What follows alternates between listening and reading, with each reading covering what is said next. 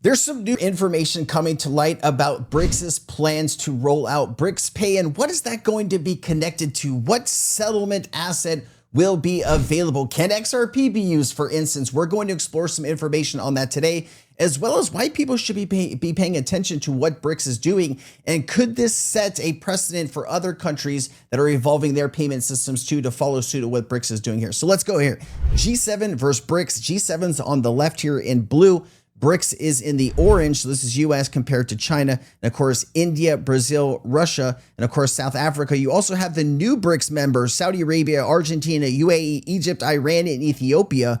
And of course, they're comparing the G7 to the rest of the BRICS countries. The reason we should be paying close attention to what BRICS are doing, 33.9% of the earth is BRICS countries. GDP is 36.7. Export volume is about 25%. Population, though, is 45.2% of the entire world's population live in BRICS countries. As more countries get added to new BRICS, this number will rise. Industrial production is about 40%, and wheat harvest, which feeds the world, 44.7%.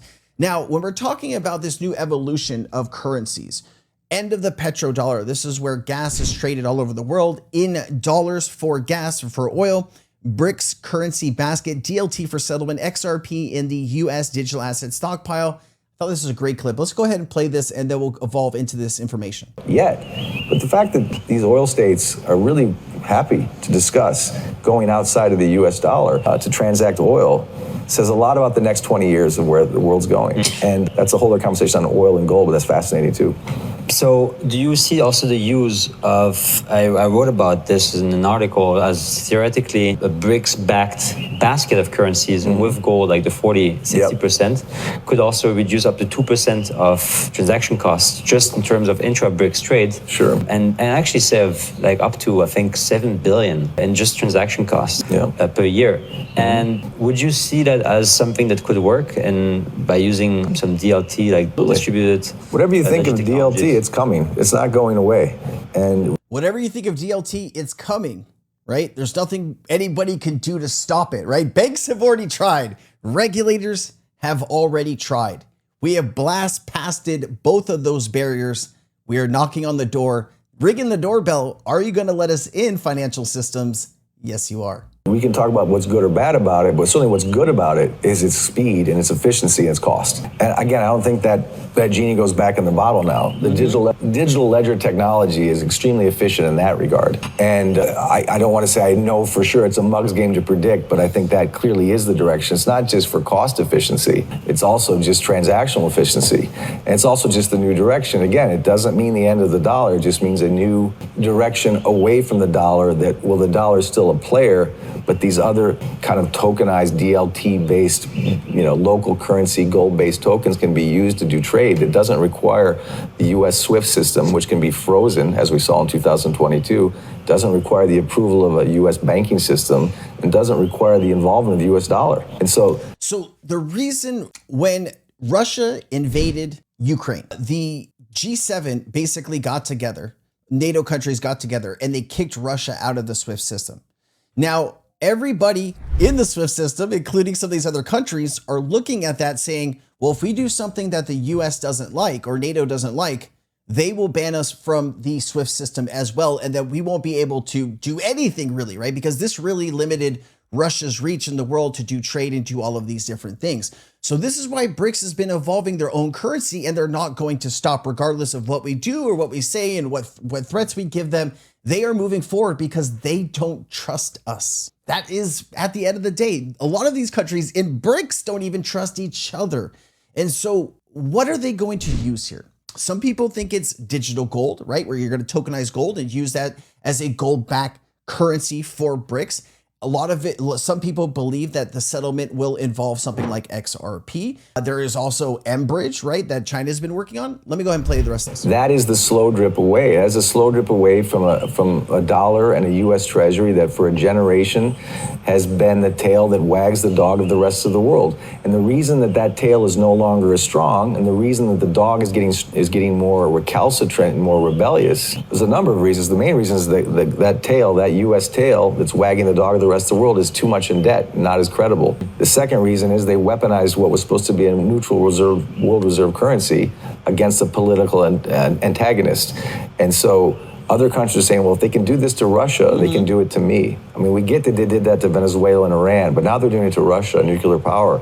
It's like I've said many times, if you have a bank account at a local bank and they freeze, if I had a bank account at Goldman or Citibank and they froze my assets, I'm not going to recommend it. Again, tired example, but it's so simple. And when we weaponized that dollar, it was a watershed moment. Probably one of the biggest mistakes in the State Department since the inception of the US government. I'm not alone in that opinion. Well, now the dollar is not as trusted and the dollar is over its skis in debt. Those are two reasons to look at something else. Again, not replacing the dollar, not the ruble as a world reserve currency, or not the yuan, certainly not the real. It's just a slow seismic directional shift away.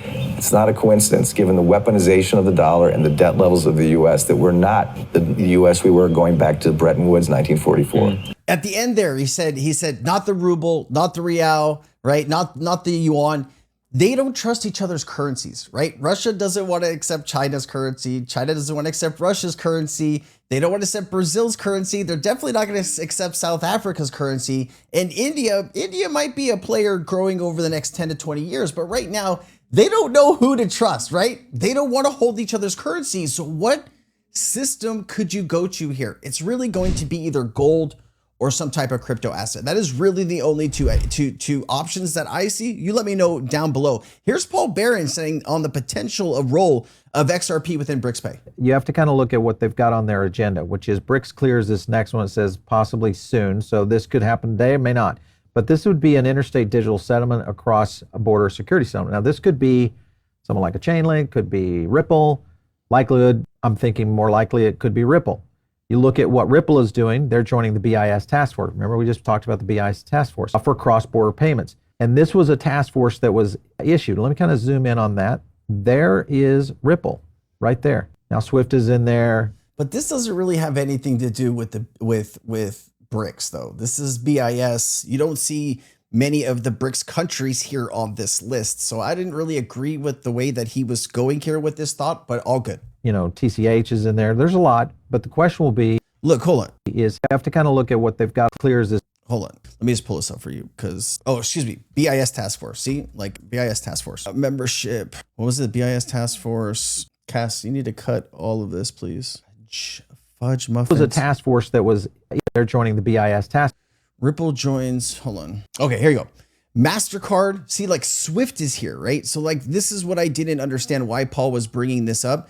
There is a SIPS here, which is China International Payment System, but that was the only reason. So I didn't really understand his thought process here, but I was just trying to explain that to you. There is Ripple right there. Now Swift is in there, you know, TCH is in there. There's a lot, but the question will be is how does BRICS start to move into this? Now remember, there are 30 countries right now. This could accelerate into 40, 50, 60.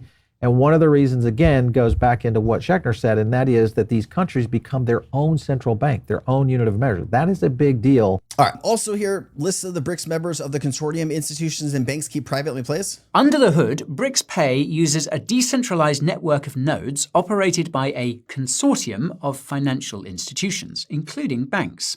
What's interesting is that its list of members is kept private. And this makes us wonder if it's possible that institutions outside of the BRICS are also participating in this network. This would explain why the IMF reportedly began asking questions about BRICS Pay shortly after it was announced. And you have to remember, right now, there is kind of a trade war going on with the US and other countries. This, in fact, is pushing other countries further into BRICS. We had a really good relationship growing with India for the past two to 3 decades since Clinton actually was working on it. And now we've kind of turned our back on India. And so that's pushing them right into Russia and China when India was actually coming more towards the United States here. So some of this, you know, with the decisions that are being made are having impact, and this is pushing more countries to join BRICS. As part of this, Smoke Dog says, yes, BRICS Pay is expected to be operational by 2025.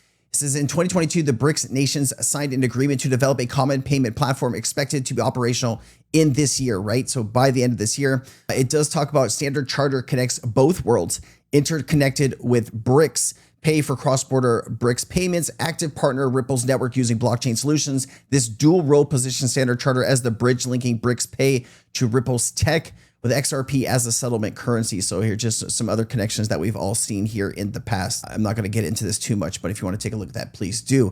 I just want to get some additional information here. Integration speculation. BRICS Pay utilizes blockchain technology for settlement between member countries. Speculation and some expert commentary suggest that Ripple's XRP could be integrated to accelerate settlement speed and reduce costs, particularly because XRP is engineered for rapid, low-fee cross-border transactions and liquidity.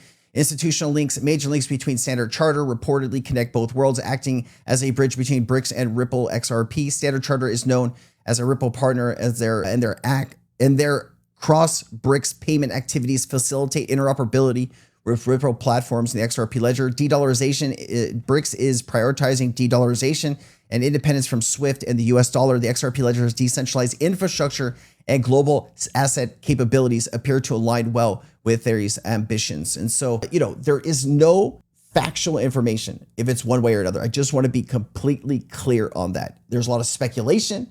A lot of people believe XRP will be used, but we have no 100% yes or no on the question. I just want to make that clear to you guys. 159 out of 195 countries worldwide are ready to adopt the new BRICS Pay system. Remember, Ripple does cover 90% of the world's FX, so a lot of these countries are in fact covered already by what Ripple's doing. And Ripple is in India. Ripple is in Africa, in places like South Africa. Russia has tested the XRP ledger several years back. Ripple is in China through partners like Temenos and others. So there is definitely, and then of course Brazil, right? Ripple's had meetings with Brazil's central bank. So Ripple is in all of these major countries, these 5 major player BRICS currencies. They are in every country. So you start to wonder what work has been done to make sure Ripple is an option in this new system. It talks about SBI, Ripple, HSBC, Ripple, Onafric, MFS Africa, Ripple, Banco Brazil, into a Ripple, right? Here are the countries and the connections. And then when I first looked at this, guys, I was like, oh my God, look at all the Ripple connections here. But actually, you have to look at this very clearly. Only when it has Ripple's logo here is Ripple connected. Like here's SBI, there's Ripple. Ripple Intal, Banco de Brazil, Ripple HSBC, Ripple M-Pesa. So just MFS Africa. So just to be clear on that, all right? mBridge. So there's a lot of people say mBridge is the XRP ledger. And when I do research on this, this is what I find. So I watched a video the other day where basically someone was convinced that mBridge is the XRP ledger. But this is the information I was able to pull up. Project mBridge is not based on the XRP ledger, nor built using XRP technology. While there is frequent speculation and rumor within parts of the XRP community regarding a direct technical connection between mBridge and the XRP ledger, both official BIS documentation and statements from Ripple representative confirms that Project mBridge is entirely separate from custom blockchain developed by central banks for multi-CBDC cross-border payments. mBridge is a multi-CBDC payments platform co-developed by several central banks and BIS Innovation Hub, running on purpose-built native blockchain infrastructure not related to the XRP ledger. Its design is to smart contract system facilitate atomic settlement and interoperability between national CBDCs directly rather than requiring an intermediary asset like XRP. So just a little bit more information there. All right, guys, listen, there's a lot of things happening behind the scenes. I'll keep you up to date on BRICS, Ripple, and all this other stuff. I hope you enjoyed this video. It's Labor Day today. Tomorrow is my wedding anniversary, so I'm going to go spend some time with my wife. Bye. I have just built a course for beginners, intermediaries, and experts of XRP to better understand the XRP ledger and Ripple, the company. If you're interested in getting that course absolutely free, there's a link down in the description. Please let me know what you think after you've taken the course. Aloha.